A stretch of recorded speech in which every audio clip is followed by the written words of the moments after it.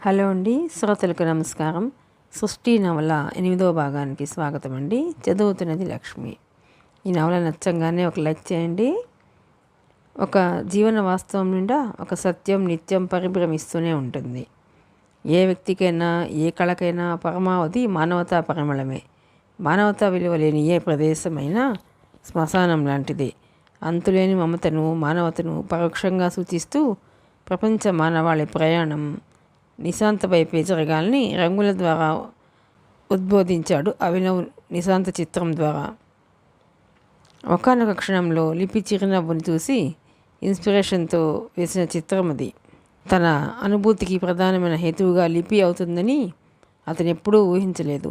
అప్పుడు రైల్లో పరోక్షంగా, ఇప్పుడు పరిచయంతో ప్రత్యక్షంగా లిపిని నిశాంత చిత్రాన్ని చూడగానే చీనాంబర ఎలా రియాక్ట్ అవుతుంది అనే ఆలోచనలో ఉన్నాడు అతను. మసక చీకట్లో నగరం నల్ల జలతారులా ఉంది.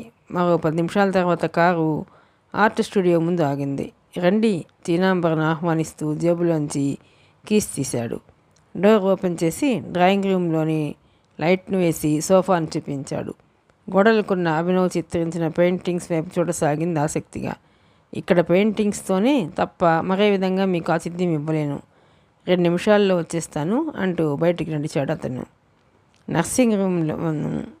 వర్కింగ్ రూమ్లో గోడకున్న స్విచ్ వేసి క్యాన్వాస్ వైపు చూసిన అభినవ్ ఒక్కసారి నోట మాట రాని వాడిలా అయిపోయాడు. జీవితంలో ఎప్పుడూ లేనంతగా షాక్ తిన్నాడు. రంగులన్నీ అలుక్కుపోయి, రూపురేఖలన్నీ మాసిపోయి మృత శిశువులా ఉంది ప్రాణప్రదంగా అతను చిత్రించిన నిశాంత చిత్రం. ఏం జరిగింది? ఒక్క క్షణంలో అతని నవనాడులు కృంగిపోయాయి. ఆకాశంలోంచి అగాధంలోకి జారిపోతున్న వాడిలా అయిపోయాడు. వాళ్ళంతా చెమటలు పట్టేశాయి. ముందుకెళ్ళి పెయింటింగ్ని చేతి తడిమి చూశాడు. గాయపడిన చిత్రం రక్త కన్నీరు కారుస్తున్నట్టుగా వేళ్లకంటుకున్న బురద రంగు, మనో కపోతాన్ని ఎవరో వాడి బాణాలతో కొట్టినప్పటి బాధ, అప్పుడే విరిసిన పువ్వుల రెక్కల్ని చేతులతో నలిపేస్తున్నప్పటి బాధ, గుండెల్లో ఎవరో గుణపాలు దించుతున్న బాధ. అభినవ్ పాలిపోయిన ముఖంతో అచేతనంగా నిలబడిపోయాడు.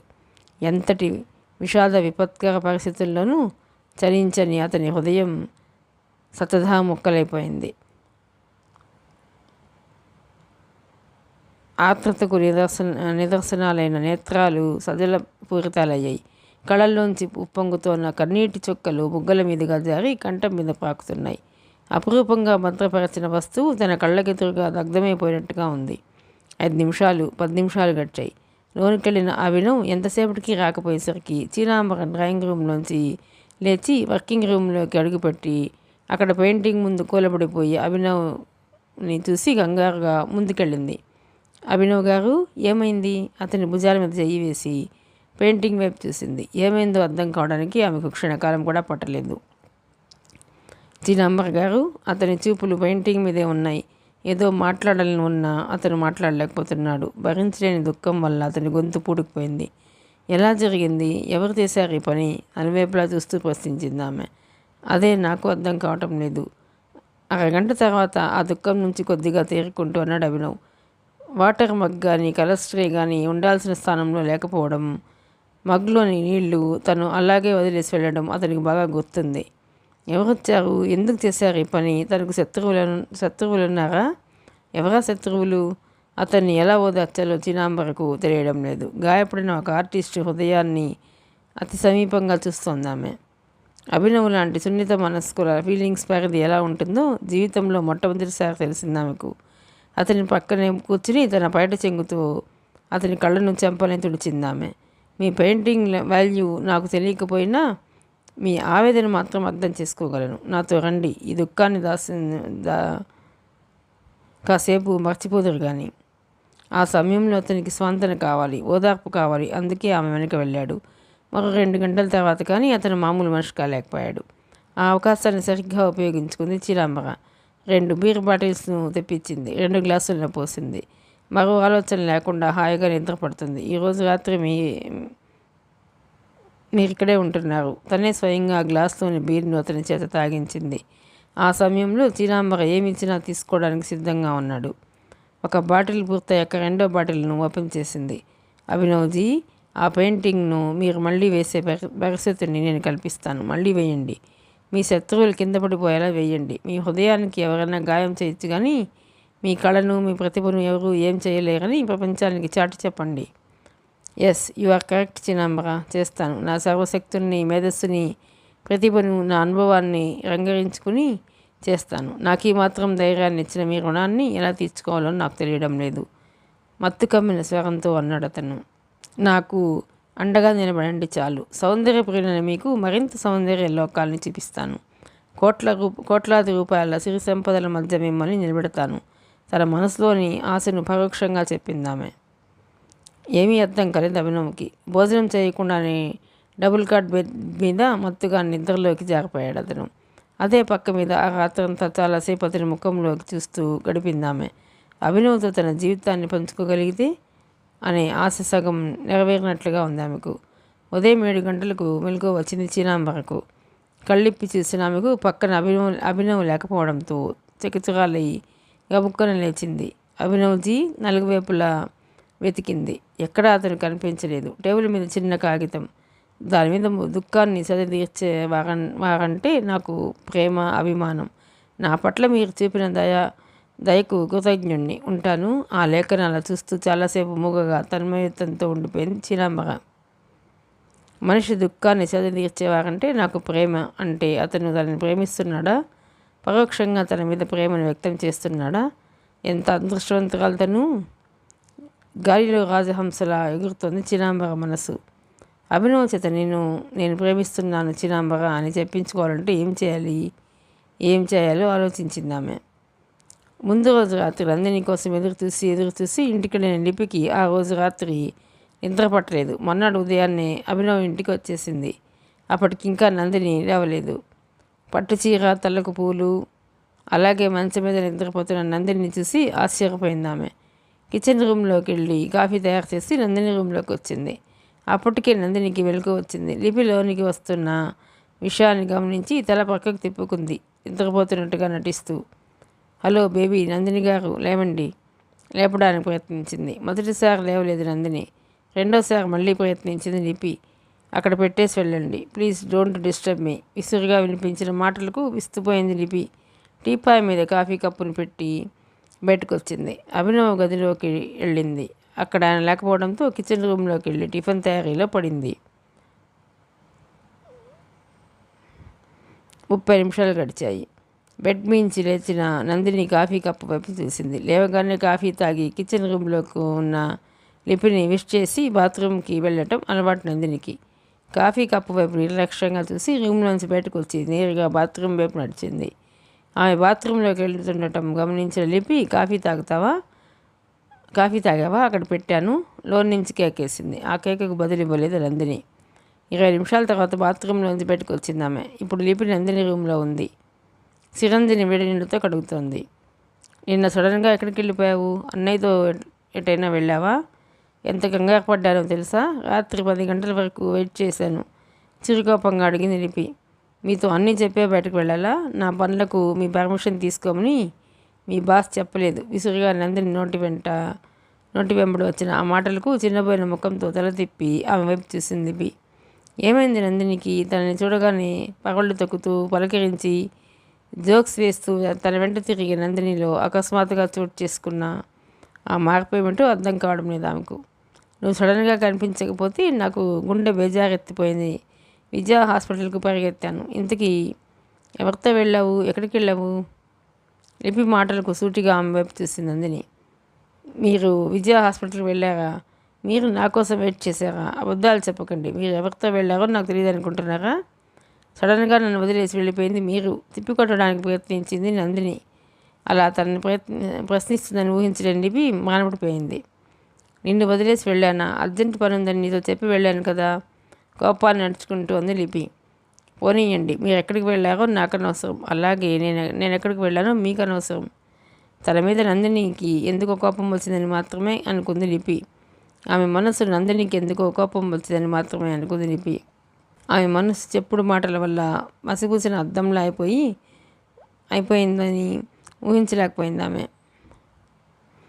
నేను నీకు నర్స్ని, అంటే గార్డియన్ని. నువ్వు ఎక్కడికి వెళ్ళినా నాతో చెప్పి వెళ్ళాల్సిన అవసరం ఉందని తెలుసుకో కోపంగా అనేసింది లిపి. తన అన్నయ్య గురించి లిపి అభినవ్ అని ఏకవచన ప్రయోగం చేయడం నచ్చలేదు నందినికి. ఆమె మీద తనకు ఏర్పడిన అసహ్యాన్ని ఏదో గొడవ చేసి తద్వారా వ్యక్తం చేయాలని ఆలోచనలో ఉంది నందిని. నేను కానీ మా అన్నయ్య కానీ నీకు జీతం ఇచ్చే యజమానులం. నువ్వు నా అవసరాలు చేసే పని మనిషివి, గుర్తుపెట్టుకో. పని మనుషులు పర్మిషన్ తీసుకుని యజమానులకు బయటకు వెళ్ళరు. నా గురించి నువ్వు తీసుకుంటున్న రెస్పాన్సిబిలిటీ ఎందుకో నాకు తెలుసులే. గబగబా రూమ్ నుంచి బయటకు వచ్చేస్తోంది నందిని. అంతవరకు తన ఒడిలో కూర్చుని పాలు తాగిన పాప చెల్లుమని చెంపదెబ్బ కొట్టినట్టుగా అయిపోయింది లిపికి. స్థానుగా నిలబడిపోయింది. నందిని అంటున్న మాటలేనా ఇవి? ఎవరైనా అనిపిస్తున్నావా? ఇంత పెద్ద పెద్ద మాటలు నందినికి ఎలా వచ్చాయి? తనేమైనా తెలియకుండా ఆమె పట్ల తప్పు చేసిందా? గత 2-3 రోజులుగా జరిగిన సంఘటనలన్నింటినీ జ్ఞాపకం చేసుకోవడానికి ప్రయత్నించింది ఆమె. క్రితం రోజు రమణ దగ్గరికి వెళ్ళడం తప్పించి మరే సంఘటన ప్రత్యేకంగా కనిపించలేదు. ఆ సమయంలో ఏమైనా జరిగిందా? ఆ విషయం ఆలోచించడానికి కూడా ఆమెకు ఓపిక లేదు. మనసంతా మొద్దుబారిపోయింది. మౌనంగా కిచెన్ రూమ్లోకి వచ్చి కూర్చుంది. నందిని మాటల మీద ఎంతో కోపంగా ఉంది ఆమె. కానీ సహజంగా మనిషిగా ఆమెలో ఉన్న అంతులేని సహనం, డాక్టర్గా ఆమె అలవర్చుకున్న ఓర్పు ఆమెను ఆ క్షణంలో కంట్రోల్ చేశాయి. ఎంతైనా ఆమె కూడా మనిషి. ఒకప్పుడు మనం చూపించే ప్రేమను అందుకోవడానికి ఎదుటివారికి స్థాయి లేనప్పుడు బాధపడాల్సింది కూడా మనమే. కిచెన్ రూమ్లోకి వచ్చిన లిపి ఏ పని చేయలేకపోయింది. కొద్దిసేపు అయ్యాక గిన్నెలతో ఆమె పని మనిషి వచ్చి చెప్పింది లిపితో, నందిని అమ్మగారు రమ్మంటున్నారు. అలా ఎప్పుడు నందిని పని మనిషి చేత కబురు పెట్టలేదు. తన అన్నను సొంతం చేసుకుని తను హై క్లాస్ స్థాయిని కిందకు దించడానికి ప్రయత్నిస్తున్న లిపి క్యారెక్టర్ కూడా మంచిది కాదని కావ్య చేసిన బోధలు నందినిలో తీవ్రంగా పనిచేస్తున్నాయి. ఎంత వికృతంగా భయంకరంగా ఆమెను అవమానించగలదా అనే విషయమే ఆమె ఆలోచిస్తుంది. తనదంతా నటనేనని, అతని ప్రేమను పొందడానికి ఆడుతున్న నాటకమని లిపి చేత వెప్పించాలని నందినిలో పట్టుదల బయలుదేరింది. కిచెన్ రూమ్లోంచి లిపి లేచి నందిని రూమ్లోకి అడుగుపెట్టింది. ఇక నుండి టాబ్లెట్లు టైంకి నేను వేసుకుంటాను, కానీ ఇవాళ కొంచెం నువ్వు నా బట్టలు ఉతికి పెట్టద్దు. మూలన పడిచిన బట్టలు చూపిస్తుంది నందిని. 1-2 సార్లు నందిని బట్టలను ఉతికింది లిపి. పని మనిషిగా మాత్రం కాదు. బ్లీడింగ్ అయితే ఆ మరకలు చీరకు లంగా కంటుకుంటే ఆ విషయం పని మనిషికి తెలిస్తే రకరకాల ప్రశ్నలు వేస్తుందని నందిని మీద అంతులేని ప్రేమతో ఆ బట్టలు ఉతికింది. కానీ ఇప్పుడు నందిని మాటల్లో చూపిన అవహేళన, అవమానించాలని మనస్తత్వంతో స్పష్టంగా గుర్తించింది. అయినా అభినవ్ని దృష్టిలో పెట్టుకుని తనను తాను నిగ్రహించుకుంది. గాఢంగా ఊపిరి పీల్చి మూలనున్న ఆ బట్టలను అందుకోవడానికి వంగి చీర, జాకెట్టు తీసుకుంది. లంగా, బ్రా కొంచెం దూరంలో ఉన్నాయి. లేచి బాత్రూంలోంచి రాబోయింది. ఏం లంగా, బ్రా ఉతకడానికి రామోషియా? పని మనుషుల్ని కార్లలో తిప్పడం అలవాటు చేస్తే ఇలాగే తయారవుతారు. చూడండి లిపి గారు, ఏ పని మనిషికి ఎవరు 4,000 ఇవ్వరు. ఆ బ్రా, లంగా కూడా ఉతకండి, పర్వాలేదు. ఆ మాటలకు నరంలోంచి కోపం పొంగుకొచ్చింది లిపికి. చేతిలోని దుస్తుల్ని ఆమె ముఖం కేసి కొట్టి ఆ చెంప ఈ చెంప పగలగొట్టాలన్నంత కోపం వచ్చింది. రోష కషాయిత నేత్రాలతో శివంగిలా చూసింది నందిని వైపు లిపి. నందిని రూపాన్ని చూడగానే అభినవ్ గుర్తుకొచ్చాడు. అంతులేని సంస్కారం వల్ల ఆమె ఆ క్షణంలో కూడా ఏం మాట్లాడలేకపోయింది. చేతిలోని చీర, జాకెట్ను పక్కకు విసిరేసి సూటిగా కోపంగా నందిని వైపు చూసి నందిని రూమ్లోంచి బయటకు వచ్చి కిచెన్ రూమ్లో ఉన్న తన హ్యాండ్ బ్యాగ్ తీసుకుని చెప్పులు వేసుకుని ఆ ఇంట్లోంచి గబగబా బయటకు వెళ్ళిపోయింది. లిపి అలా వెళ్ళిపోతుందని ఊహించిన నందిని తెల్లముఖం వేసింది.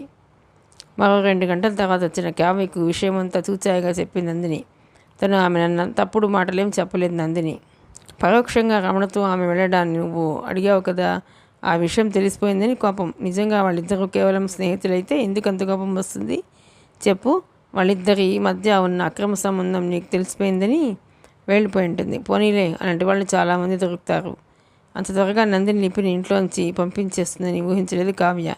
కానీ నందిని మనసు మారుమూలల్లో ఎక్కడో తను అకారణంగా తప్పు చేస్తున్నాననే భావన, లిపి చేసిన సేవలు ఆమెకు గుర్తుకొస్తూనే ఉన్నాయి. లిపి వెళ్ళిపోయిందంటే అన్నయ్య కారణం అడుగుతాడు. ఇవన్నీ చెప్పాల్సి వస్తుంది. ఇలాంటి కారణాలని అన్నయ్య పట్టించుకోడు. అన్నయ్యకు కోపం వస్తుంది. అన్నయ్యకు నేను ఎప్పుడూ కోపాన్ని తెప్పించలేదు. అదే నాకు భయంగా ఉంది. మనసులోని మాటను బయటపెట్టింది నందిని.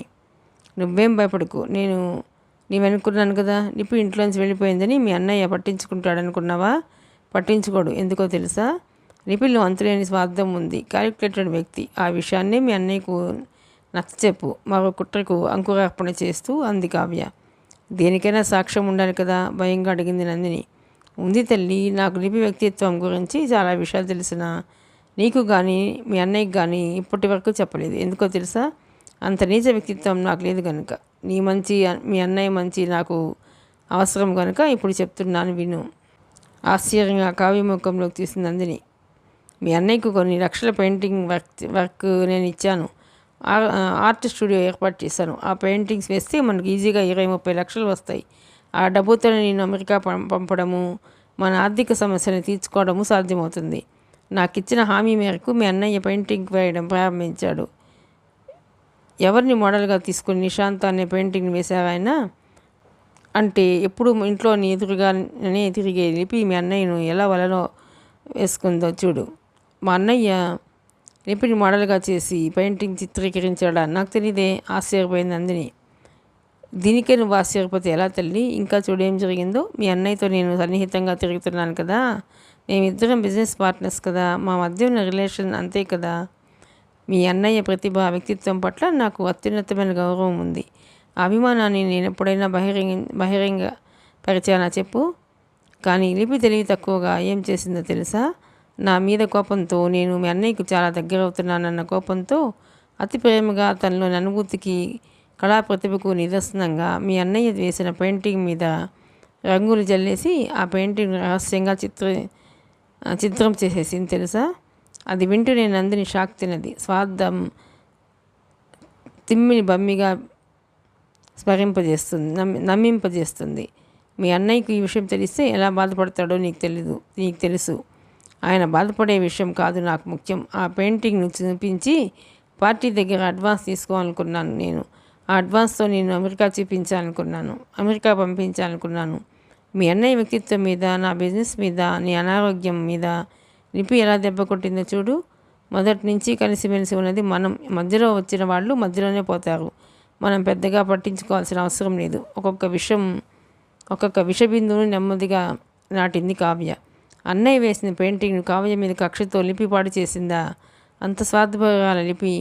ఆ విషయం తెలిస్తే అన్నయ్య ఎంత బాధపడతాడు, ఎంతగా కృంగిపోతాడు. తన అమెరికా ప్రయాణం ఆగిపోతే తన భవిష్యత్తు ఏమవుతుంది? అన్నయ్యను బిజినెస్లో ఇన్వాల్వ్ చేసింది కావ్య. స్వార్థం కోసమని ఇన్నాళ్ళు తలపోసిన నందిని తనని అమెరికాకు పంపడానికి ఆ డీల్ను కావ్య ఒప్పుకుందని తెలియడంతో కావ్య ముఖంలోకి ప్రసన్నంగా చూసింది నందిని. తన మాటల్ని నందిని పూర్తిగా నమ్మేసిందని, తన బుట్టలో ఆమె పడిపోయిందని తెలుసుకున్న కావ్య, నీకేం పర్వాలేదు నందిని, విన్నాను కదా, నేను ఎలాగైనా అమెరికా పంపించే పూచి నాది. లిపి మాత్రం మళ్ళీ ఇంట్లోకి రాకుండా చూడు. హ్యాండ్ బ్యాగ్లోంచి నోట్ల కట్టను తీసి ఆమెకి ఇస్తూ అంది కావ్య. అన్నయ్యని నమ్మించటం అంత తేలికైన విషయం కాదు అంది నందిని సందేహంగా. మీ అన్నయ్యని నమ్మించే ప్లాన్ ఒకటి చెబుతాను అంటూ నందిని చెవిలో ఏదో చెప్పింది కావ్య. నందినికి ఆ పథకం బాగా నచ్చింది. ఇది నీ దగ్గర ఉంచుకో. ఇవాళ నుంచి నీకేం కావాలన్నా నన్ను అడుగు. ఓకే, అర్జెంట్ పనుంది, వస్తాను అంటూ వెళ్ళిపోయింది కావ్య. మానవ మనస్తత్వం గురించి ఏమీ తెలియని నందిని దృష్టిలో ప్రస్తుతం కావ్య గొప్ప మనసున్న మనిషి. కార్ స్టార్ట్ చేస్తున్న కావ్య వైపు ఆకాశంలోంచి వచ్చిన వ్యక్తిని చూస్తున్నట్టుగా వింతగా, ఆశ్చర్యంగా, భక్తిగా చూసింది నందిని. ఆఫీస్లో తన ఛాంబర్ వైపు నడుస్తున్న కావ్య ఛాంబర్లోని తన సీటుకి ఎదురుగా కూర్చుని మ్యాగజైన్ చూస్తున్న వ్యక్తిని గ్లాస్ ఫ్యాన్లోంచి చూసి వేగంగా అడుగులేసింది. డోర్ తెచ్చి లోనికి అడుగు పెడుతున్నాయి. గుడ్ మార్నింగ్ సార్, నేనే మీకు ఫోన్ చేయాలనుకుంటున్నాను, మీరే వచ్చారు, విష్ చేసింది ఆయనను. ఆ వ్యక్తి నెమ్మదిగా వచ్చాడు. ఆ వ్యక్తి కృష్ణస్వామి. పెయింటింగ్స్ వర్క్ జరుగుతోంది. అన్నీ అన్ఫినిష్గా ఉన్నాయి. 2 రోజుల్లో మీకు కొన్ని పెయింటింగ్స్ స్కెచెస్ చూపిస్తాను, సీట్లో కూర్చుంటూ చెప్పింది Kavya. It's all right baby, your own time, are you బిజీనా? కూల్గా అడిగాడు అతను. నో, నాట్ ఎట్ ఆల్, చెప్పండి. అటు ఇటు చూశాడు కృష్ణస్వామి. నా పర్మిషన్ లేదే ఎవరు లోనికి రారు, చెప్పండి, మండి అంది కావ్య నెమ్మదిగా. ప్రతిభావంతులు చిన్న చిన్న బిజినెస్లు చేయడం నాకు ఇష్టం ఉండదు. నిన్ను మొట్టమొదటిసారి చూసినప్పుడే అనుకున్నాను నీకు బిజినెస్ నువ్వు చేయడం లేదని. తర్వాత నువ్వు ఇక్కడ వర్క్ చేస్తున్నావని తెలిసి బాధపడ్డాను. నీ ప్రతిభా సామర్థ్యాలకు సరైన ఇన్ఫ్రాస్ట్రక్చర్ లేక నువ్వు బాధపడుతున్నావు. Infrastructure means financial support. ఆమె కళ్ళలోకి చూశాడు అతను. తన మనోభావాన్ని అంతలా పసిగట్టిన అతని కళ్ళ వైపు ఆశ్చర్యంగా చూసింది దీపి. ఆ కళ్ళల్లో ముసలితనం కనిపించలేదు. అవకాశం రావాలి కదా సార్, నెమ్మదిగా అంది కావ్య. అవకాశం వెయిట్ చేస్తే రాదు, రైట్ చేసి పట్టుకుంటే అందుతుంది. It's a heart. నీకు ఆపర్చునిటీని బట్టి నేను కల్పిస్తాను. ఎందుకంటే నీ ప్రతిభా సామర్థ్యాలంటే నాకు ఇష్టం కనుక.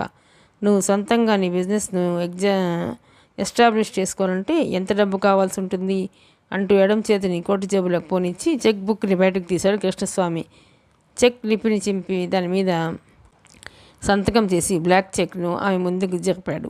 విస్మయంగా చూసిన కావ్య ఆమెకు అదొక కలలా ఉంది. ఎంత డబ్బు కావాలో అంత డబ్బు తీసుకో. Maybe 1 crore 2 crores. ఆమె వెంట నిండా చెమటలు పట్టేశాయి. అంత అదృష్టం తన వెన్నంటి వస్తుందని ఆమె ఎప్పుడూ ఊహించలేదు. చేతిని ముందుకు సాచి చెక్ని అందుకోబోతూ చట్టుకోలేకపోయింది కావ్య. కృష్ణస్వామి తనకి ఆ హెల్ప్ ఎందుకు చేస్తున్నాడు? బ్రెయిన్లోకి ఆలోచన రాగానే చేతిని వెంటనే వెనక్కి తీసుకుంది. What baby, what doubt? నీకే నేను ఎందుకు ఈ ఆఫర్ ఇస్తున్నానన్నా? కృష్ణస్వామి బ్రెయిన్ అంత షార్ప్గా వర్క్ చేస్తున్నందుకు చేస్తుందని ఊహించలేదు ఆమె. అవునన్నట్టుగా తల ఊపింది ఆమె. చిన్నగా నవ్వాడు అతను. నేను కూడా నీలాగే బిజినెస్ మ్యాన్ని, కానీ ఈ హెల్ప్ బిజినెస్కి సంబంధించి మాత్రం కాదు. అది నీ ద్వారా జరగాలి. అందులో నా స్వార్థం లేదు. ప్యూర్ హ్యూమానిటేరియన్ గ్రాంట్స్ అంతే. కొంతమంది పేదవాళ్ళని రక్షించడం. ఊరకంట ఆమె వైపు చూస్తూ అన్నాడు కృష్ణస్వామి. పేదవాళ్ళను రక్షించడమా? మీరు చెప్తున్నది ఏమిటో నాకేం అర్థం కావటం లేదు, నెమ్మదిగా అందామే. కొంచెం రిస్క్తో పని. ఆ పని నువ్వే చేయగలవని నాకు తెలుసు. నా కోసం, పేదవాళ్ళ కోసం ఆ పని నువ్వు చేయగలవు. పక్కన ఉన్న గ్లాసుని అందుకుని ఆ నీళ్ళను తాగి గ్లాసుని పక్కన పెట్టి చెప్పడం ప్రారంభించాడు. సముద్రం ఒడ్డున ఫిషర్మ్యాన్ విలేజ్ ఉంది, నీకు తెలుసు అనుకుంటాను. అక్కడ ఫిషర్మెన్ కోసం హౌసింగ్ కాలనీ కట్టించి వాళ్ళకి ఫ్రీగా ఇచ్చేది నేను. కానీ ఇటీవల ఎల్టీటీఈ గొడవలు బాగా పెరిగిపోయిన విషయం నీకు తెలుసు. ఆ కాలనీలో నివసించి కొంతమందిని ఎల్టీటీఈ గొడవలు బాగా పెరిగిపోయిన విషయం నీకు తెలుసు. ఆ కాలనీలో నివసించే కొంతమంది ఎల్టీఈ వర్కర్స్గా సిటీ చీఫ్ హెరన్ గుర్తించాడట. నిజానికి వాళ్ళు చాలా అమాయకులు. ఎక్కాడితే కానీ డొక్కాడని వాళ్ళు. ఏ క్షణంలోనైనా అమాయకులైన వాళ్ళని హరిహరన్ బృందం అరెస్ట్ చేసి చిత్రహింసలు పెట్టచ్చు. అసలైన నేరస్తుని వదిలేసి ఏమీ తెలియని వాళ్ళని పట్టుకోవడంలో, బాధ పెట్టడంలో అర్థం లేదు. సిట్ బృందం తమ మీద కన్నేసిందని ఆ అరెస్టులు, ఆ చిత్రహింసల నుంచి తమని రక్షించమని వాళ్ళు నా దగ్గరకు వచ్చారు. నా కాలనీలో నివసించే వారిని, అమాయకుల్ని రక్షించే బాధ్యత నాకుందంటావా, లేదంటావా? చెప్పడం ఆపాడు కృష్ణస్వామి ఉరఫ్ పుష్పరాజ్ తను చేసే ఎంతటి పెద్ద పనికైనా సెంటిమెంటల్ టచ్ ఇస్తాడు. దానికి ఫినిషింగ్ టచ్గా డబ్బు ఎలాగూ ఉంటుంది. ఇప్పుడు నేనేం చేయాలి? కావ్య నోటి నుంచి ఆ మాట వస్తుందని కృష్ణస్వామికి తెలుసు.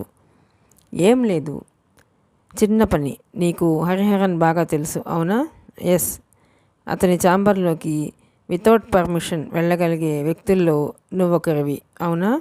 ఎస్. That's good. చాలా సింపుల్. ఏం చేయాలో స్వరం తగ్గించి చెప్పాడు కృష్ణస్వామి. అది వింటూనే పక్కలో బాంబు పడ్డట్టు అదిరిపడింది కావ్య. హరిహరానికి తెలిస్తే భయంగా అడిగిందామె. తెలీదు. తెలిసినా నిన్ను అనుమానిస్తాడని నేను అనుకోను. కావ్య కళ్ళల్లో భయం తొంగి చూడలేదు. దానికి కారణం ఎదురుగా మెరుస్తున్న బ్లాంక్ చెక్. ఎంత లేదన్నా దాని ఖరీదు ₹1,00,00,000. ఈ విషయం నీకు నాకు తప్ప మరెవరికి తెలీదు, మళ్ళీ చెప్పాడు కృష్ణస్వామి. 2 నిమిషాలయ్యాక అంది Kavya. Yes, I will do అంటూ చెక్ను చేతిలోకి తీసుకుందామే. గుడ్. ఇంకో ఇంపార్టెంట్ పాయింట్. హరిహరన్ ప్రతిరోజు మధ్యాహ్నం 2 గంటల నుంచి సాయంత్రం 4 గంటల వరకు ఆఫీస్లో ఉండడు. ఆ సమయంలో నువ్వు వెళ్ళొచ్చు. వెళ్లే ముందు నాకు ఫోన్ చెయ్యి. సిట్ ఆఫీస్ నుంచి నువ్వు బయటకు రాగానే నిన్ను రిసీవ్ చేసుకోవడానికి నేను రెడీగా ఉంటాను. కనుబొమ్మలు ఆడిస్తూ బయటకు వచ్చాడు కృష్ణస్వామి ఉరఫ్ పుష్పరాజ్. ఇన్నాళ్లకు తన ప్లాన్ పర్ఫెక్ట్గా సక్సెస్ అవుతున్నందుకు, హరిహరన్ వేలుతోనే అతని కన్నును పొడుస్తున్నందుకు అతనికి ఆనందంగా ఉంది. జాకాల్, శివరాసన్ కన్నా తను చాలా తెలివైన వాడినని కృష్ణస్వామి నమ్మకం. కావ్య 100% తన పనిని చేస్తుంది. ఆ తర్వాత హరిహరన్ తను అసలు పట్టుకోలేడు. ఎందుకంటే తనని పట్టుకోవడానికి అతను ఆ పోస్ట్లో ఉండడు కనుక. కారు బ్యాక్ సీట్లో కూర్చుని బ్లేడ్తో అరచేతిని కోసుకుని పైకి ఎగజిమ్మిన రక్తాన్ని నోటితో పీల్చి ఆనందాన్ని అనుభవించాడు కృష్ణస్వామి. అభినవ్ ఇంటికి వచ్చిన విషయం చాలాసేపటికి కానీ తెలియలేదు నందినికి. బెడ్ మీద పడుకుని తల మీద కుడి చేయి పెట్టుకుని నిద్రపోతున్నాడు అతను. అది పూర్తిగా నిద్ర కాదు, బాధా సమ్మిళితమైన నిద్ర. రాత్రి చీనాంబర్ రూమ్లో గడిపిన అనుభవం కొత్తగా ఉంది అతనికి. రాయల్ ఆర్ట్ అకాడమీకి ఎలాగైనా తను నిశాంత చిత్రాన్ని పోటీకి పంపాలి. చాలాసేపు ఆలోచించిన మీదట నిర్ణయానికి వచ్చాడు. అప్పుడు లేచి కూర్చున్నాడు. సరిగ్గా అదే సమయంలో మూడోసారి ఆ రూమ్లోకి వచ్చింది నందిని. లిపి ఏది కనిపించడం లేదు. తన గురించి అడగకుండా లిపి గురించి అడగడంతో చిరెత్తుకొచ్చింది నందినికి. లిపి గురించి ఎలా చెప్పాలో అర్థం కావడం లేదు ఆమెకు. అలాంటి వాళ్ళ గురించి మనం మర్చిపోవడమే మంచిదన్నయ్యా.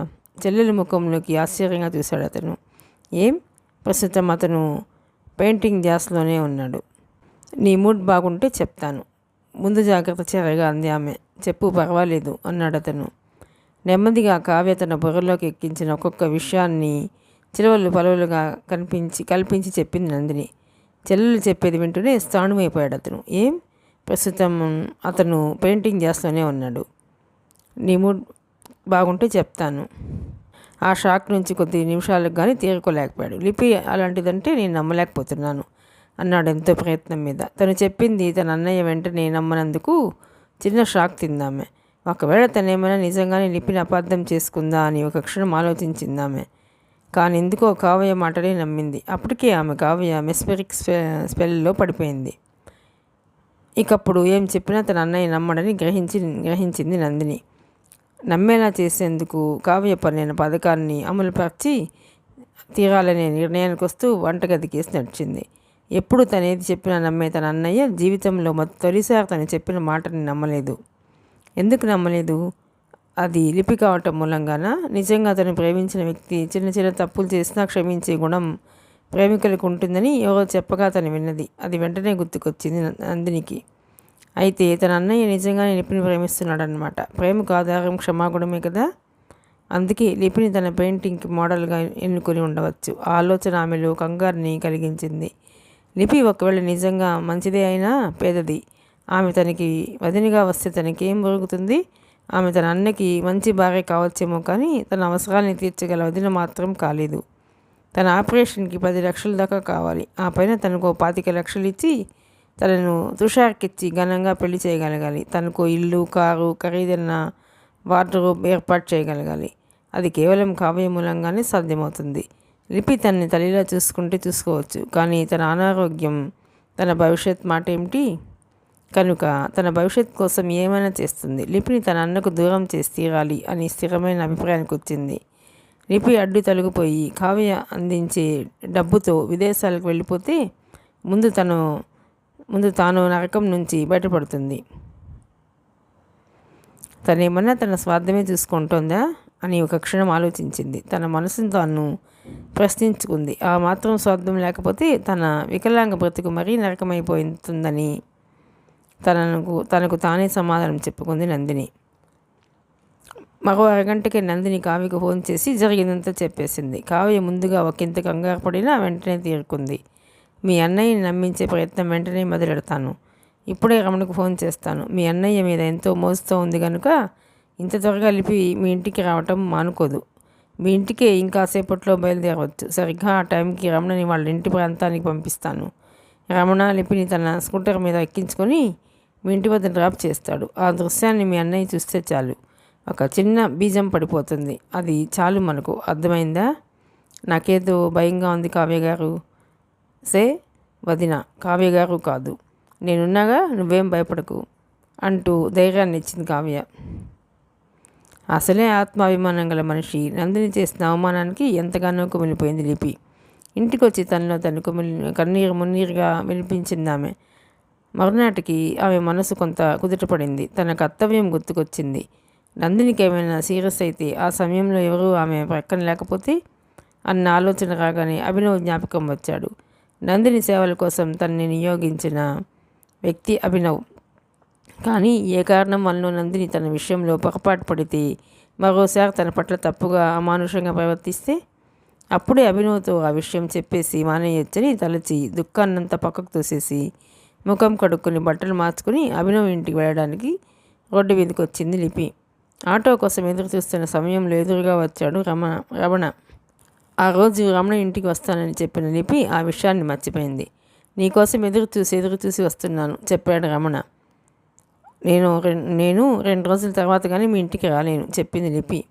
ఇప్పుడంత అర్జెన్సీ లేదులే, గాయత్రికి ఒంట్లో బాగులేదు. ఈ పరిస్థితిలో నువ్వు వస్తే రమణ అలా చెప్పడానికి ఇంకొక కారణం ఉంది. లిపి విషయం చెప్పగానే ఆ రోజు రాత్రంతా బాధపడి మర్నాడు అతని మీద కోపంతో పుట్టింటికి వెళ్ళిపోయింది గాయత్రి అలా వెళ్ళిపోవడంతో వెంటనే బయలుదేరి వచ్చాడు. పద, నేను డ్రాప్ చేస్తాను మామూలుగానే అన్నాడు అతను. ఒక్క క్షణం సంకోచించి అభినవ్ ఇంటికి వెళ్ళే సందులో దిగిపోవచ్చులే అనుకుని స్కూటర్ ఎక్కిందామె. దారిలో ఏదో చెబుతూనే ఉన్నాడు అతను. 20 నిమిషాల తర్వాత మిల్లివాకం సిటీ బస్టాండ్ దగ్గరకు రాగానే స్కూటర్ మించి దిగిపోయింది లిపి. మెడికల్ షాప్లో మెడిసిన్స్ తీసుకుని వెళ్తాలే చెప్పిందామె. సండే ఈవినింగ్ నువ్వు మా ఇంటికి వస్తున్నావు, నేను వచ్చి తీసుకెళ్తాను, మర్చిపోవద్దు స్కూటర్ టర్న్ తిప్పుతూ అన్నాడు అతను. అలాగే చెప్పి ముందుకు అడిగేసింది లిపి. సరిగ్గా అదే టైంలో అభినవ్ ఆటో ఎక్కబోతూ స్కూటర్ మీద వచ్చిన రమణను లిపిని చూశాడు. కావ్య ద్వారా నందిని వేసిన ఎత్తు అతని మెదడులో క్రమంగా పనిచేయడం ప్రారంభించింది. ఎంతటి మహోన్నతులైనా జీవితంలో కొన్ని గంటలైనా మానవ మాతృలుగానే ప్రవర్తిస్తారు. లిపి నందిని దగ్గరికి వెళ్ళేసరికి కావ్య అక్కడే ఉంది. ముందుగా అనుకున్న పథకం ప్రకారమే కావ్య నవ్వుతూ పలకరించింది లిపిని. జరిగింది తెలిసి నందిని మందలించాను. చిన్నపిల్ల, అనారోగ్యంతో ఉంది, ఆ డిప్రెషన్లో ఏదో అనేసింది, దాన్ని మీరు సీరియస్గా తీసుకోవద్దు దయచేసి. నందినికి పొసెసివ్ నేచర్ ఎక్కువ, మీరెప్పుడూ ఆమెతోటే ఉండాలని నందిని అభిలాష.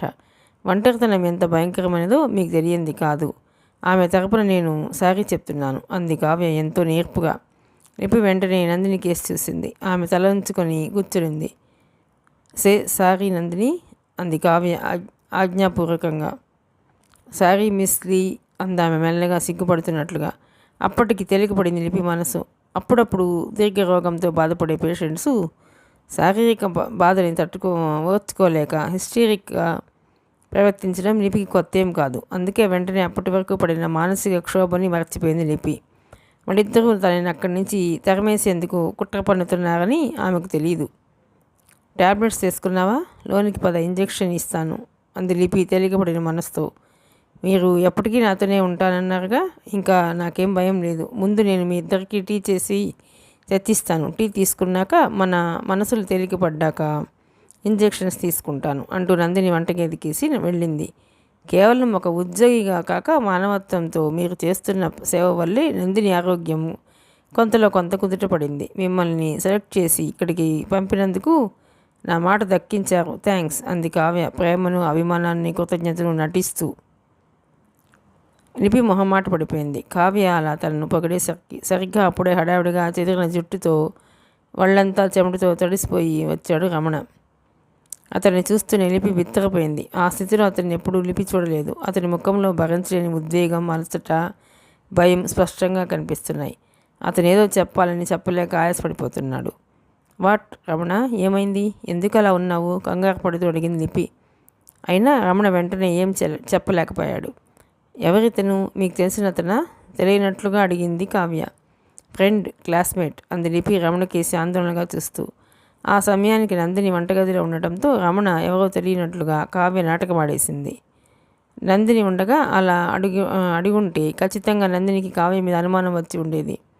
రమణ అనే వ్యక్తి తెలియనప్పుడు రమణకి ఫోన్ చేసి అర్జెంటు పని ఉందని లిపిని పిలిచావా అని ఎలా అడగగలిగావు అని అనుమానపడేది. పాపం ఏదో ప్రమాదంలో పడినట్లున్నారు మీ ఫ్రెండు. ఏమిటో అడగండి లిపి గారు అంది కావ్య తన పథకాన్ని అమలుపరచడం ఆరంభిస్తూ. ఏమైందంటే చెప్పవేం చెప్పు, ఏమైంది అడిగింది లిపి. Gayatri is in danger. తీవ్రమైన డిప్రెషన్కి గురయ్యి స్పృహ తప్పి పడిపోయింది. తోడుపట్టే సహాయం లేక నీ కోసం పరిగెత్తుకొచ్చాను. నాకు కాలు చెయ్యి ఆడటం లేదు. ఈ సిటీలో నాకు తెలిసిన వాళ్ళు నువ్వు తప్ప మరెవరూ లేరు. ప్లీజ్ నాతో వచ్చి నా భార్యని సేవ్ చేస్తామని ఆశతో వచ్చాను అన్నాడు రమణ దాదాపు ఏడుస్తున్నట్లుగా. అతని పరిస్థితికి కదిలిపోయింది లిపి. కానీ ఎందుకో వెంటనే రియాక్ట్ కాలేకపోయింది. ఏమిటి సందేహిస్తున్నారు? ఇలాంటి సమయంలో సహాయం చేయలేకపోతే స్నేహానికి అర్థమేముంది లిపి గారు? కావ్య అంది లిపిని తొందరపెడుతూ. మొన్న కూడా ఈ రమణ ఇలాగే అర్జెంటు పనుందంటూ పిలిపించాడు. అది నిజమే అని నేను నమ్మి వెళ్ళాను. దాని మూలంగా నందిని ఎలా బాధపడిందో మీకు తెలుసుగా. మరలా ఇప్పుడు కూడా వెళ్ళిపోతే నందిని పరిస్థితి ఏమిటి? లిపి ఒక్కింత స్థిరంగానే అంది. దాంతో కావ్య గుండెల్లో రాయపడింది. వెంటనే క్షణాల్లో తీరుకుంది కావ్య. నేనున్నాగా, మీరు వచ్చే వరకు నేను నందినికి తోడుగా ఉంటాను. మీరేం వరీ అవ్వకుండా వెళ్ళి అతని భార్యకు సరైన ట్రీట్మెంట్ అందేలాగా చూసిరండి. మీరు వచ్చాక నేను వెళతాను అంది కావ్య ఆందోళనను అణుచుకుంటూ. రమణ లిపి ఎంత త్వరగా అక్కడి నుంచి వెళితే అంత మంచిదనే ఆలోచనలో ఉంది కావ్య. లిపి ప్లీజ్ సేవ్ మై వైఫ్ తిరిగి అద్దించాడు రమణ కళ్ళనీళ్ళ పర్యంతమవుతూ. పోనీ నేను వెళ్ళి మీ ఫ్రెండ్కి సహకరిద్దామంటే నేను డాక్టర్ని కాదాయే అంది కావ్య. అంతలో నందిని వంటగది నుంచి టీ కప్పులతో వచ్చింది. వస్తూనే విషయం తెలుసుకుంది. రమణకు కావ్యకు ఇదివరకే పరిచయం ఉన్నట్లు నందినికి తెలుసు. అతనికి కావ్యకు ఇదివరకు పరిచయం లేనట్లు లిపికి అర్థమైంది. రమణకు పెళ్ళై భార్యగా గాయత్రి ఉన్నట్లు లిపికి తెలుసు. రమణకు పెళ్లి కాలేదని లిపిని చేసుకోవాలనే ప్రయత్నంలో ఉన్నట్టు నందినికి కావ్య ద్వారానే తెలుసు. ఆ ప్రమాదాన్ని ముందే ఊహించిన కావ్య కావాలనే చనువు తీసుకుంటూ లిపిని తీసుకెళ్ళండి వెంటనే, ఆలస్యమైతే ప్రమాదం అంది కావ్య కంగారు నడుచుకుంటూ. వెళ్ళండి ఢిల్లీ, నాకేం పర్వాలేదు, కావ్య గారు ఉంటారుగా అంది నందిని. అప్పటికి ధైర్యం వచ్చిన లిపి వెంటనే రమణతో బయలుదేరి వెళ్ళిపోయింది. మేడ మీద ఉన్న తుషార్ నందినితో ఒంటరిగా మాట్లాడాలని రాబోతున్న సమయంలో కావ్య రావటం చూసి బాల్కనీలో ఆగిపోయాడు. మరికొద్దిసేపట్లో లిపి రావడం చూశాడు. కావ్య ఎప్పుడు వెళ్ళిపోతుందా అని ఎదురు చూస్తున్న తుషార్ లిపి రావడంతో అసహనానికి గురయ్యాడు. అంతలోని రమణ రావటం మరింత చికాకును కలిగించింది తుషార్కి. అతనికి ఆ రోజు ఎందుకు నందినితో చాలాసేపు చాలా విషయాలు మాట్లాడాలని ఉంది. అందుకే బాల్కనీలోనే కుర్చీ వేసుకుని వాళ్ళు ఎప్పుడు వెళ్తారా అని ఎదురు చూడసాగాడు. ఈ విషయం నందినికి, కావ్యకు, లిపికి, రమణకు తెలియదు. మరి కాసేపట్లోనే రమణ లిపి బయటకు వెళ్ళడం చూశాడు తుషార్. లిపి రమణతో వెళ్ళిపోగానే తన పథకం పారినందుకు నందిని, కావ్య సంతోషించారు. మన పథకం ప్రకారం నేను వెంటనే వెళ్ళిపోవాలి. నేను వెళ్ళిపోయాక నువ్వేం చేయాలో తెలుసుగా అడిగింది కావ్య. నందిని తెలుసన్నట్లుగా సన్నగా నవ్వింది. ఆ వెంటనే కావ్య హడావుడిగా వెళ్ళిపోయింది. ఆ మరుక్షణం తుషార్ హుషారుగా కిందకి వచ్చి అప్పటికే తలిపేస్తున్న నందిని ఇంటి కాలింగ్ బెల్ నొక్కాడు. 4-5 కాలింగ్ బెల్ నొక్కినా ఫలితం లేకపోయేసరికి నందిని నొప్పిని భరించలేక స్లీపింగ్ పిల్స్ వేసుకుని నిద్రపోతోందని గ్రహించి వెనక్కి వెళ్ళిపోయాడు అతను. లిపిని స్కూటర్ మీద హడావుడిగా తన ఇంటికి తీసుకెళ్లాడు రమణ. అప్పటికే ఇంటికి తాళం వేసింది. ఇంటి ముందు ఒక ముసలావిడ కూర్చుని ఉంది. ఏమిటి, మా ఇంటికి తాళం వేసింది? గాయత్రి ఏది? ఎవరు తీసుకెళ్లారు హాస్పిటల్కి? ఉద్రిక్తతని నటిస్తూ అడిగాడు రమణ. మీరటు వెళ్ళగానే మీ మామయ్య గారు వచ్చారు. అప్పటికి గాయత్రమ్మ కొద్దిగా కుదుటపడింది. ఆలస్యం చేస్తే బాగోదని హాస్పిటల్కి తీసుకెళ్లారు చెప్పి కీ అందించింది ఆ ముసలావిడ. అమ్మయ్య, ఇప్పుడు నా మనసు కుదుటపడింది. ఏ హాస్పిటల్ అడిగాడు రమణ. తెలియదండి, డాక్టర్కి చూపించుకొని మందులు తీసుకుని అప్పుడు ఏ హాస్పిటల్లో ఉంది ఫోన్ చేసి చెప్తానన్నారండి అంది ముసలావిడ వెళ్ళిపోతూ. లిపి టెన్షన్ నుంచి రిలాక్స్ అయింది. అయితే ఇక నా అవసరం లేదుగా, నన్ను ఇంటి దగ్గర దింపు అంది లిపి. అలాగే, స్కూటర్ ఎక్కు అని రమణ స్కూటర్ స్టార్ట్ చేశాడు. అంటే నువ్వు అభినవ్ను ప్రేమిస్తున్నావు అవునా? నా దగ్గర ఎందుకు దాచడం? రమణ అన్నాడు చిన్నగా నవ్వుతూ. నందిని దగ్గరికి తీసుకెళ్తానని చెప్పి ఈ రెస్టారెంట్కి తీసుకొచ్చింది నా ప్రేమ గురించి అడగటానికా? చిరుకోపాన్ని అభినయిస్తూ అంది లిపి. నువ్వు వెళ్ళే వరకు కావ్య గారు నందినికి తోడుగా ఉంటానన్నారు కదా, ఇక కంగారు ఎందుకు? అది నా బాధ్యత అంది లిపి తన ప్రేమ గురించి ఆలోచిస్తూ. అది కేవలం నీ బాధ్యతే కాదులే, నీ కాబోయే మరదలు మీద ప్రేమ. అవునా? నా దగ్గర సిగ్గెందుకు చెప్పు లిపి తిరిగి ఆ విషయాన్ని స్ట్రెస్ చేసి అడిగాడు అతను. నిజానికి అతను అలా డైరెక్ట్గా అడిగే వరకు తను అభినవ్ని ప్రేమిస్తున్న విషయం తనకే స్పష్టంగా తెలియదు. ఏం నాతో చెప్పకూడదా? నేను పరాయివాడినా? నీ పెళ్ళికి నన్ను ఒక చెయ్యి వేయనివ్వవా? రహస్యంగానే చేసుకుంటావా? లేదు లేదు, నేను నేను అభినవ్ను ప్రేమిస్తున్నాను అంది లిపి ఎట్టకేలకు ధైర్యం చేసి. అది వింటూనే సగన్న కోపం అతని నషాళానికి అంటుకుపోయింది. బలవంతం మీద నిగ్రహించుకొని, శభాష్, నిన్ను నేను అభినందిస్తున్నాను. అది సరే, మరి అతని అభిప్రాయం ఏమిటి? కసిని ఉక్రోషాన్ని లోలోనే అణుచుకుంటూ అడిగాడు. అదే అర్థం కావటం లేదు. ఒక్కోసారి నేనంటే ఇష్టం ఉన్నట్లే ఉంటాడు, ఒక్కోసారి నిర్లిప్తంగా, మరోసారి కోపంగా ముభావంగా ఉంటాడు. అసలు అర్థం కాడు అంది లిపి నెమ్మదిగా. తనకు తెలియకుండానే లిపి తన ప్రేమ విషయంలో చాలా దూరం వెళ్ళిపోయిందని గ్రహించాడు అతను. మరి అభినవ్ని అడిగేయరాదా? దానికి ధైర్యం చాలటం లేదు రమణ. అలాగంటే ఎలా లిపి? నీ ప్రేమ సంగతి అతనికి ఎలా తెలుస్తుంది? అతనికి నీ మీద ప్రేమ ఉందనే నేను అనుకుంటున్నాను. లేదంటే నిన్ను మోడల్గా పెట్టుకొని అతని పెయింటింగ్ ఎలా వేస్తాడు? అనుకోకుండా నోరు జారాడు అతను. వాట్? నన్ను మోడల్గా పెట్టుకొని పెయింటింగ్ వేశాడా? నిజమా? ఆనందోద్వేగానికి గురవుతూ అడిగింది లిపి. ఆమె కళ్ళల్లోని వెలుగును చూస్తూ తట్టుకోలేకపోయాడు అతను. అభినవ్ని అప్పటికప్పుడు చంపేసి లిపిని సొంతం చేసుకోవాలన్న కోరికను బలవంతంగా అంచుకున్నాడు. నిజంగా నిజం కావాలంటే స్టూడియోకి వెళ్ళి చూడు అన్నాడు అతను లోలోన ఉడికిపోతూ. ఆమెకి కళల్లో తేలిపోతున్నట్లుగా ఉంది. తనని ఎదురుగా కూర్చోపెట్టుకోకుండానే తననే మోడల్గా ఊహించుకొని పెయింటింగ్ వేశాడంటే తన రూపం అతని హృదిలో ఎంతగా ముద్రింపబడి ఉండాలి. అప్పుడు ఆ క్షణాన్ని ఆమె పొందిన ఆనందం బహుశా ఆమె తన జీవితంలో ఎప్పుడు పొంది ఉండదు. నిజంగా నీవు చిన్నపిల్లవే, అంతా హృదయమే, నీలో బుర్ర మాత్రం లేదు అన్నాడు రమణ నవ్వుతూ. అవును మహాశయ, నాకు బుర్ర లేదు. ఉంటే నీతో ఫ్రెండ్షిప్ ఎందుకు చేసేదాన్ని అంది లిపి నవ్వుతూ. ఒక్కసారిగా ఉలిక్కిపడ్డాడు రమణ ఆమె మాటలు విని. సరిగ్గా అదే సమయంలో అభినవ్ చినాంబరతో లోనికి వస్తూ కనిపించాడు. అభినవ్ని చూస్తూనే రమణ మెదడులో ఒక ఐడియా ఫ్లాష్లా వెలిగింది. రమణ వెంటనే కావాలనే పెద్దగా నవ్వాడు. దాంతో అభినవ్ సడన్గా తల తిప్పి రమణ లిపి ఉన్న దిశకేసి చూశాడు. ఆ సమయం కోసమే ఎదురు చూస్తున్న రమణ యూ నాటి అంటూ చనువుగా లిపి నెత్తి మీద అరచేత్తో మృదువుగా ఒక దెబ్బ వేశాడు. అప్పటికి కానీ అటు తిరిగి కూర్చున్న వ్యక్తి లిపి అని అర్థం కాలేదు అభినవ్కి. నేను అభినవ్ని పెళ్లి చేసుకోవటం నీకు ఇష్టమేగా? మన ఇద్దరం మంచి స్నేహితులంగానే ఉండిపోదాం. అందుకంటే ఎక్కువ ఊహించుకోకు. We are good friends. I will be good friends for ever అంది లిపి ఆనందంగా. నాకు అభినవ్ మీద అసూయగా ఉంది. నీ చిత్రం వేసినందుకు చిత్రకారుడిగానే కాదు, నీ ప్రేమ పొందగలిగినందుకు వ్యక్తిగా కూడా అన్నాడు రమణ నవ్వుతూ. అప్పటికే ఒకచోట సెటిల్ అయిన అభినవ్ లిపిని అక్కడ చూసి ఆగ్రహించుకున్నాడు. నందిని ఒక్కదాన్నే ఇంటి దగ్గర వదిలేసి ఇలా ఫ్రెండ్తో షికారుకు వస్తుందా అని ఆలోచిస్తున్నాడు. నందిని మాటల ద్వారా వేసిన విత్తనం డ్రైగానే ఉండగా ఉదయం రమణ స్కూటర్ మీద వచ్చి డ్రాప్ అవటంతో కొద్దిగా ఆ విత్తనానికి చెమ్మ చేరుకుంది. మూడో దశలో నందిని వదిలేసి రమణతో రెస్టారెంట్కి రావటము ఎందుకు అతనికి అసహనంగా ఉంది. ఒకవేళ నందిని చెప్పింది నిజమేనేమో. లిపి రమణని ప్రేమిస్తుందా? Oh my God! ఆ భావననే భరించలేకపోయాడు అభినవ్. ఇదే వ్యక్తి కొద్ది రోజుల క్రితం తన స్టూడియోకి వచ్చి లిపి పెయింటింగ్ని చూసి ముఖం మార్చుకుని వెళ్ళిపోయాడు అర్ధాంతరంగా.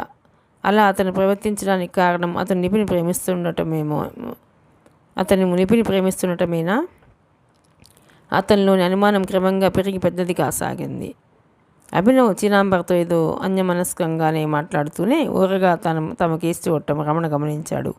అందుకే కావాలనే లిపి తన మనిషి అన్న భావాన్ని ఎస్టాబ్లిష్ చేసేందుకు లిపితో జోకులేస్తూ తను నవ్వుతూ లిపిని నవ్విస్తూ, అమ్మ దొంగ, ఏమీ తెలియని దానిలా ఉంటూ అభినవ్ ప్రేమలో పడతావా అంటూ మరోసారి ఆమె నెత్తి మీద మొట్టిక్కాయ వేసి ఆమె చెవిని సుతారంగా పట్టుకొని వదిలేశాడు. స్వచ్ఛమైన మనసుతో ఉన్న లిపికి రమణ ఆడుతున్న నాటకం తెలియలేదు. పైగా ఆమె అభినవ్ని చూడలేదు. రమణ తన ప్రేమ సంగతి తెలుసుకుని పెద్దరికంతో తనని చిన్నపిల్లని చేసి ఏడిపిస్తున్నాడని, ఆట పట్టిస్తున్నాడని అని అనుకుందే తప్ప మరో రకంగా ఆలోచించలేకపోయింది. లిపి మీద అభినవ్ ఎవర్షన్ ఏర్పడడానికి అవసరమైన పునాది వేసేశాడు రమణ. నందిని, కావ్య, రమణ ప్లాన్ ప్రకారం లిపి రమణతో వెళ్ళిపోగానే కావ్య కూడా వెళ్ళిపోయి నందిని ఒంటరిగా మిగిల్చి వేస్తుంది. తన చెల్లెలు నందిని వదిలేసి వెళ్ళినందుకు అభినవ్ లిపిని కోపగించుకుంటాడని, అబద్ధం చేసుకుంటాడని, అలాగే జరగాలని వాళ్ళు వేసిన ప్లాన్ పారింది.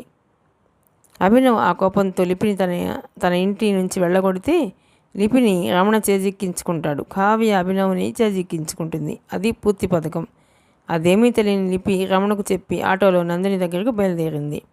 అప్పటికే చీనాంబర కారులో వచ్చి తన ఇంటి దగ్గర దిగిన అభినవ్ హడావుడిగా లోపలికి వెళ్ళేసరికి నందిని మూలుగు వినిపించసాగింది. కంగారు పడిపోతూ నందిని గదిలోకి వెళ్ళేసరికి అక్కడ కనిపించిన దృశ్యాన్ని చూసి కదిలిపోయాడు అభినవ్. నందిని నుదుటి మీద దెబ్బ తగిలి దాని నుంచి రక్తం స్రవిస్తోంది. నందిని దాదాపు అపస్మారక స్థితిలో ఉన్నట్లుగా తోచింది అతనికి. వెంటనే ఆమెను మంచం మీద సరిగ్గా పడుకోబెట్టి కారుతున్న రక్తాన్ని కాటన్తో తుడిచి వెంటనే డాక్టర్కి ఫోన్ చేశాడు. 7 నిమిషాల్లో డాక్టర్ వచ్చి కళ్ళు తిరిగి పడిపోయి ఉంటుంది.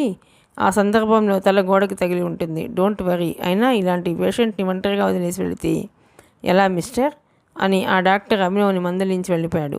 అదంతా లిపిని ఇంటి నుంచి వెళ్ళగొట్టేందుకు నందిని ఆడిన నాటకమని, నందిని కావాలనే తలను గోడకేసి కొట్టుకుందని తెలియని అభినవ్ లిపి మీద లోనే మండిపడసాగాడు. చెబితే నువ్వు నమ్మలేదు. నాకు ఈరోజు ఎందుకో బాగా కళ్ళు తిరుగుతున్నాయి. ఈ రోజంతా మీరు నాతోనే ఉండాలని ఎంత బ్రతిమలాడినా వినకుండా వెళ్ళిపోయింది. ఆమె బాయ్ ఫ్రెండ్ వచ్చి వెంటనే తీసుకెళ్ళిపోయాడు అంది నందిని ఆయాసపడుతూ. చెల్లెలి పరిస్థితి నిజమనుకుని కరిగిపోయాడు అభినవ్. ఆమెను నెమ్మదిగా పడుకోబెట్టి బ్లాంకెట్ కప్పి పక్కనే కూర్చున్నాడు. అవును లిపి, అలా వెళ్ళిపోతే నీ దగ్గర కావ్య ఫోన్ నెంబర్ ఉంది కదా, ఫోన్ చేయలేకపోయావా? కావ్య వచ్చి తోడుగా ఉండేది అడిగాడు అతను నుదురు రుద్దుకుంటూ. అన్న మాటలకి ఒక క్షణం ఉలికి పడింది నందిని. అయినా క్షణాల్లో తీరుకుంది. చేశాను, తనేదో పని మీద అప్పటికే బయటికి వెళ్ళిందట అంది నందిని. అన్ని అబద్ధాలు ఆడాల్సి వచ్చినందుకు ఓ పక్క ఒకంత గిల్టీగా ఫీల్ అవుతూ. లిపి అలా చేసిందంటే అతను ఇంకా నమ్మలేకపోతున్నాడు. అందుకే అలా ఆలోచనలోకి జారిపోయాడు. మరో పావుగంటకి లిపి హడావిడిగా వచ్చేసింది. సరిగ్గా ఆ టైంలో నందిని తన గదిలో గాఢ నిద్రలో ఉంది. అభినవ్ మధ్య హాల్లో వాల్ కుర్చీలో కూర్చుని ఎక్కడో ఆలోచిస్తున్నాడు. లిపి అడుగుల శబ్దానికి టక్కున స్పృహలోకి వచ్చాడు అతను. లిపి ఏదో అడగబోయే లోపే అభినవ్ ప్రశ్నించాడు. ఎప్పుడేమవుతుందో తెలియని జబ్బుతో ఉన్న నందిని ఒంటరిగా వదిలేసి ఎలా వెళ్ళగలిగావు? అతని కంఠంలో కోపం చోటు చేసుకోవటాన్ని గుర్తించింది లిపి. ఏమైంది నందినికి అంది లిపి కంగారు పడిపోతూ. నా ప్రశ్నకు నీ ప్రశ్న సమాధానం కాదేమో వెంటనే అన్నాడు అతను. ఆమె ఒక క్షణం కలవరపడి నందిని గది కేసు చూసి తిరిగి అభినవ్ని కేసు చూస్తూ, అదేంటి కావ్య గారు నేను వచ్చే వరకు ఉంటానన్నారుగా?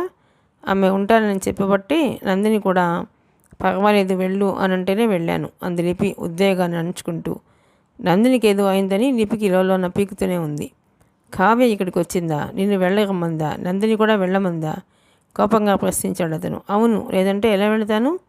రమణ భార్య స్పృహ తప్పిపడిపోయిందంటే మానవతా దృష్టితో వెళ్ళాను.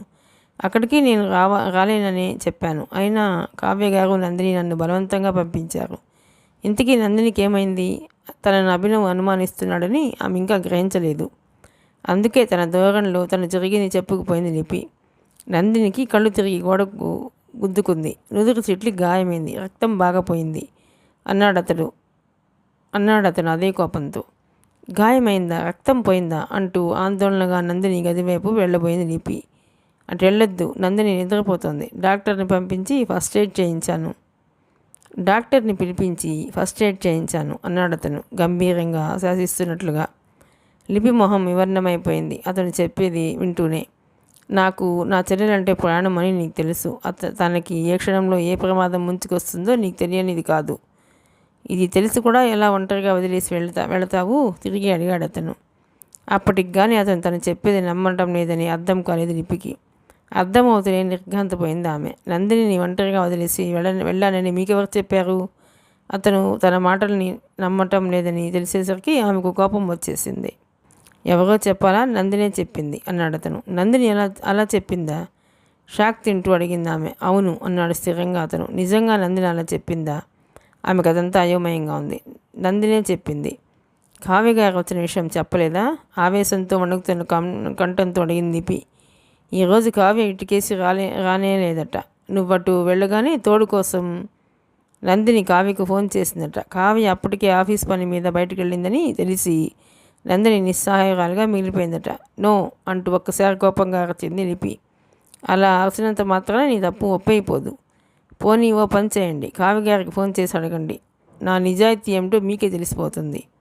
నందిని ఎందుకు అలా అబద్ధం చెప్పిందో నాకు అర్థం కావటం లేదు. ప్లీజ్ కావ్యగారికి ఫోన్ చేయండి అంది లిపి రాబోతున్న దుఃఖాన్ని బలవంతాన్ని అణుచుకుంటూ. అభినవ్ వెంటనే కావ్యకు ఫోన్ చేశాడు. ఈరోజు మా ఇంటికేసి వచ్చే ఉద్దేశం ఉందా అని అడిగాడు అతను. నిన్నటి నుంచి రావాలనే అనుకుంటున్నాను, కానీ పనుల ఒత్తిడి వలన వీలు పట్టడం లేదు అంది కావ్య ఫోన్కి ఆవల వైపు నుంచి. నిన్నటి నుంచి ఇప్పటి వరకు మా ఇంటికేసి మీరు రాలేదా తిరిగి అడిగాడు అతను. లేదే. ఏం విషయం కావ్య అడిగింది. ఏం లేదు, తర్వాత కలిసినప్పుడు అంతా చెబుతాను అంటూ ఫోన్ కట్ చేసి, కావ్య నిన్నటి నుంచి ఇటు కేసు రాలేదట, ఇప్పుడేమంటావు గద్దిస్తూ అడిగాడు అతను. అది వింటూనే బిన్నుగాలైపోయింది లిపి. జరిగింది ఏమిటో పూర్తిగా అర్థం కావటానికి ఆమెకి దాదాపు 2 నిమిషాలు పట్టింది. ఆమె ఆత్మాభిమానం బాగా గాయపడింది. తన స్వప్న సౌధాన్ని కావాలని నందిని కావ్య కలిసి కూల్చివేశారని అర్థం చేసుకుంది. వాళ్ళు సరే, మీరైనా నమ్మటం లేదా? అంత బాధ్యతారహిత్యంగా నేను ప్రవర్తిస్తానా? రోష కషాయిత నేత్రాలతో చూస్తూ అడిగింది లిపి. సాక్ష్యాలు కనబడుతుంటే నమ్మకేం చేయాలి? అయినా ఇంత నిర్లక్ష్యం క్షమార్హం కాదు అన్నాడు అతను తల ఎటూ తిప్పుకుంటూ. అవమానం, ఉక్రోషం, కోపం ముప్పిరిగొనగా మరేం మాట్లాడకుండా గిరుక్కున వెనుతిరిగి ఇంట్లోంచి వెళ్ళిపోయింది లిపి. ఆమె అలా వెంటనే వెళ్ళిపోతుందని ఊహించని అతను నిరత్తుడైపోయాడు. వేగంగా వెళ్ళిపోతున్న లిపికేసి చూస్తూ, కేవలం తను చేసిన తప్పని ఒప్పుకున్నా క్షమించగలిగేవాడిని తనలో తనే అనుకుంటున్నట్లుగా అన్న ఆ మాటలు నందినికి వినిపించాయి. తప్పు చేసి దొరికిపోయింది కదా, ఇంకెలా నీ ఎదురుగా నించోగలదు, అందుకే వెళ్ళిపోయింది అంది నందిని తన పథకం పారినందుకు సంతోషిస్తూ. అతను మాట్లాడలేదు. లిపి గురించే ఇంకా ఆలోచిస్తున్నాడు. అతనికి ఇంకా మనసు మారుమూలలో లిపి తప్పు చేసి ఉండకపోవచ్చని అనిపిస్తోంది. నందిని కావ్య పొరపాటు పడ్డారేమో, లేక తనే పొరపడ్డా? తన అన్నయ్య మనసు ఇంకా లిపి గురించి ఆలోచిస్తుందని ఊహించి ఉలిక్కిపడింది నందిని.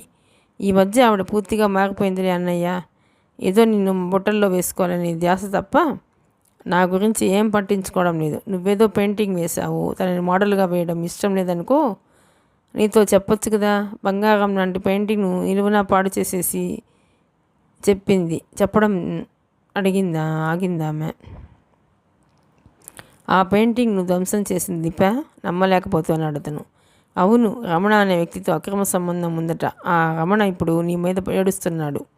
ఇప్పుడు అతన్ని పెళ్లి చేసుకోని అంటోందట. నువ్వు ఆ అమ్మాయిని ప్రేమిస్తున్నావని అనుకుంటుందేమో. మరి నేనుగా నీకు అన్ని విషయాలు చెప్పడం బాగోదన్నయ్యా.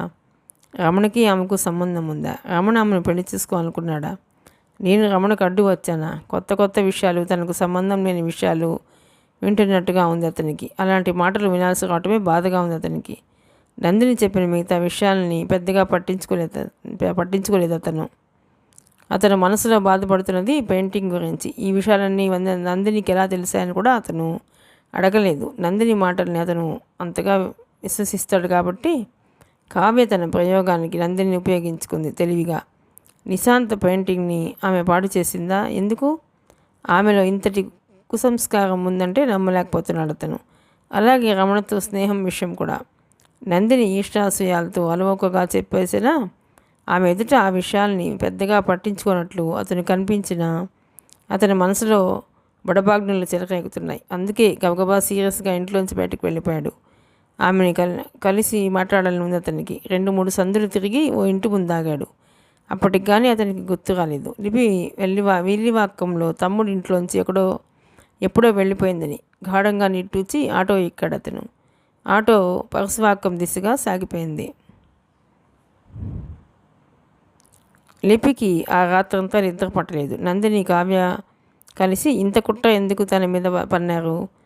ఎందుకు పనినా అతను కాదనుకున్న తన నిర్దోషిత్వాన్ని మాత్రం మృదువు చేసి తీరాలి. అందుకు అవసరమైతే రమణ సాక్ష్యం తీసుకోవాలని నిర్ణయించుకొని అప్పటికప్పుడు తయారై బయలుదేరింది ఆమె. లిపి నందిని దగ్గరికి వెళ్ళిన సమయంలో కావ్య అక్కడే ఉంది. కావ్య ఏమాత్రం లిపిని పలకరించలేదు. ఇద్దరు హుషారుగా కబుర్లు చెప్పుకుంటున్నారు. మీ ఇద్దరూ కలిసి నన్ను కావాలని అభినవ్ ముందు దోషం చేశారు. మీరెందుకోసం చేసినా మీకు నా ఉసురు తగలకుండా పోదు. అసలు మీ ముఖాలు చూడాలంటేనే నాకు అసహ్యంగా ఉంది. ఇప్పుడైనా ఎందుకు వచ్చానో తెలుసా? కేవలం అభినవ్కి చెప్పి వెళదామని కోపంగా అంది లిపి. నందిని లిపిని అసలు చూడనట్లు ప్రవర్తించడంతో అవమాన భాగంతో ఆ ఇంటి నుంచి బయటకు వస్తున్న లిపి దగ్గరకు పరుగున వచ్చింది పని మనిషి. అమ్మ, నందిని అమ్మగారు ఈ డబ్బు మీకు ఇవ్వమన్నారు అని కొంత డబ్బుని చేతిలో పెట్టింది. అంటే నందిని పని మనిషి చేత తన జీతం పంపించి తనని రావద్దని పరోక్షంగా చెప్తోందన్నమాట. అంతే, ఆమెలోని కోపం తారాస్థాయికి చేరుకుంది. ఈ డబ్బును నేను ఇచ్చానని ఆమెకే ఇచ్చేయి కోపంగా చెప్పి చకచకా ముందుకెళ్ళిపోయింది లిపి. పని మనిషి వెనక్కి తెచ్చేసిన డబ్బుని నవ్వుతూ తీసుకుంది నందిని.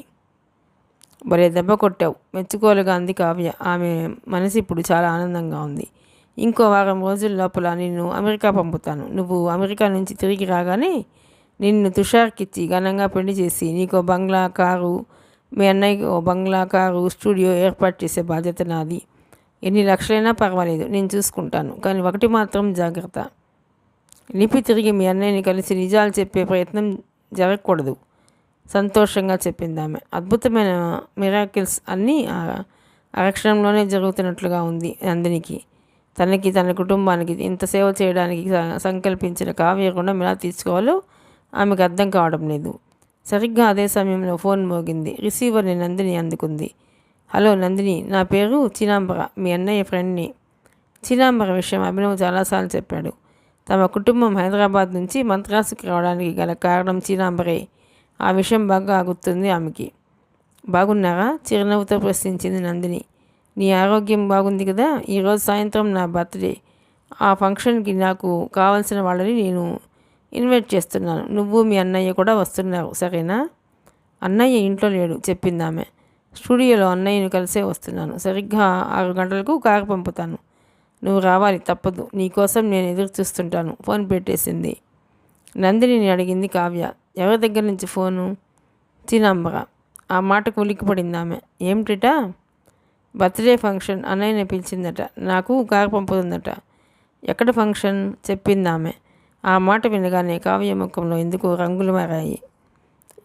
రంగులు మారిపోయాయి. తనకన్నా ఎక్కువ స్థాయిలో ఉన్న చినాంబర పట్ల అభినవ్కున్న అభిమానం, గౌరవం కావ్యకు తెలుసు.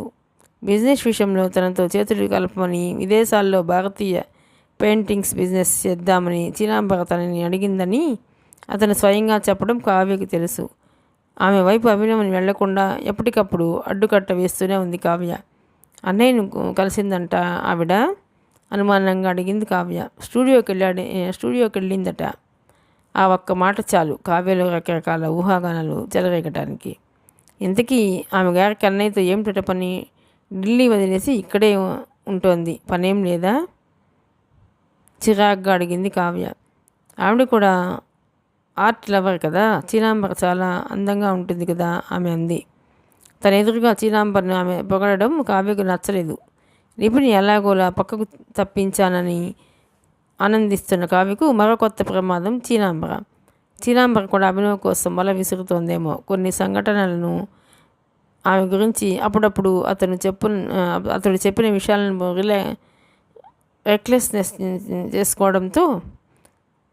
రిక్లెన్స్ చేసుకోవడంతో కావ్య మనసు అనుమానంతో పదునెక్కిపోయింది. అభినవ్ తనకే చెందాలి, అందుకు తనేమైనా చేస్తుంది. ఆ ఆలోచన వస్తూనే ఇంట్లోంచి బయటికి వెళ్ళిపోయింది కావ్య. అకస్మాత్తుగా అలా వెళ్ళిపోతున్న కావ్య వైపు విస్మయంగా చూస్తూ ఉండిపోయింది నందిని. మిగతా కథ ఆఖరి భాగంలోనండి. ప్లీజ్ అండి, ఈ నవల కనుక మీకు నచ్చినట్లయితే లైక్ చేయండి, షేర్ చేయండి, సబ్స్క్రైబ్ చేయండి.